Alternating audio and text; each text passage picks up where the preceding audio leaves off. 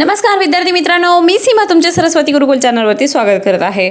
आज आपण class 8 subject English यामध्ये वर्ड प्ले ॲनाग्राम्स जो पेज नंबर 25 वर आहे तो आज आपण बघणार आहोत। तसं तर हा ॲनाग्राम किंवा हा वर्ड प्ले मी एखाद्या व्हिडिओमध्येही दिला असता, परंतु तो तुम्हाला सर्च करायला अवघड गेला असता, म्हणून हा सेपरेट व्हिडिओ याच्यावरती करत आहे। तर यामध्ये एक ॲक्टिव्हिटी दिलेली आहे, नाव कंप्लीट द फॉलोइंग टेबल।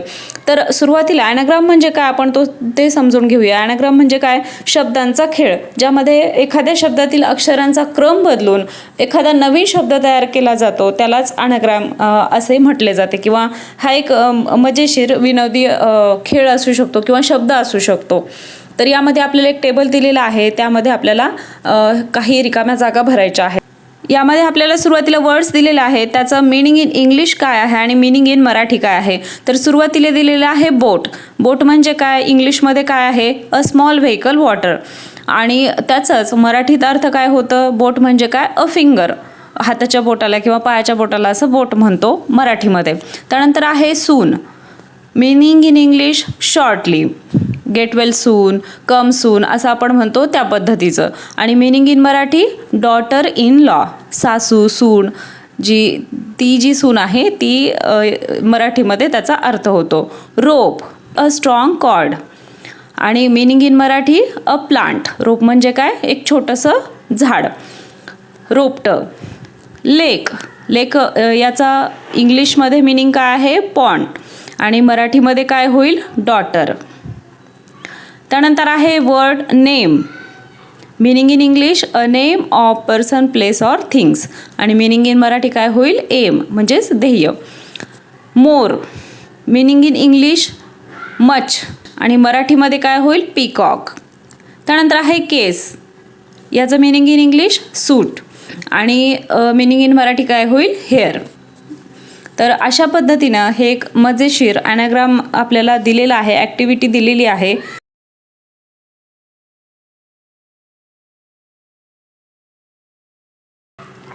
त्यानंतर आता या ठिकाणी एक रिडल दिलेला आहे। रिडल म्हणजेच काय? तर रिडल म्हणजे कोड। तर आपल्याला या ठिकाणी काही कोडे दिलेले आहेत ते पाहूयात। Group activity, the teacher divides the class in the 4 groups. Teacher ask the group to read the riddle and choose the correct answer for each one. The group that finishes correctly first in the winner. म्हणजे शिक्षकांच्या सहाय्याने आपल्याला 4 गट तयार करायचे आहेत आणि त्यामध्ये एकानं हे रिडल किंवा हे कोडं वाचायचं आहे आणि दुसऱ्याने त्याचं उत्तर सांगण्याचा प्रयत्न करायचा आहे। तर जो गट जास्त कोडे सोडवण्याचा प्रयत्न करेल तो गट विनर राहील। तर या ठिकाणी काही कोडे दिलेले आहेत ते पाहूया। What comes down but never goes up, म्हणजे जो एकदा खाली येतो तो नंतर किंवा परत वर कधीच जात नाही। तर असं काय आहे? रेन किंवा पाऊस। सेकंड कोड आहे what has hands but can not clap, असं कोणतं वस्तू आहे ज्याला हात आहे पण ते टाळ्या वाजवू शकत नाही? क्लॉक किंवा watch. What has a neck but no head, म्हणजे असं कोण आहे ज्याला नेक आहे म्हणजे गळा आहे पण डोकं नाही? तर असं काय आहे? Bottle. What can you see in a calendar as well as eat it up, म्हणजे अशी कोणती खाण्याची वस्तू आहे जी तुम्ही कॅलेंडरवर पाहू शकता? कोणती आहे? डेट्स।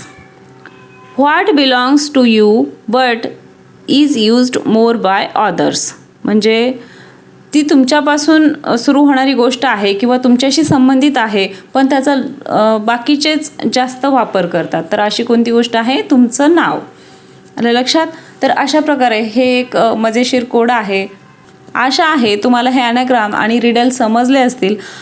हा व्हिडिओ तुम्हाला कसा वाटला ते कमेंट करून नक्की सांगा। व्हिडिओ आवडला असेल तर व्हिडिओला लाईक करा, तुमच्या मित्रांना हा व्हिडिओ शेअर करा आणि सर्वात महत्त्वाचं म्हणजे चॅनलला सबस्क्राईब करा। भेटूया पुढच्या एका नवीन व्हिडिओमध्ये, तोपर्यंत धन्यवाद।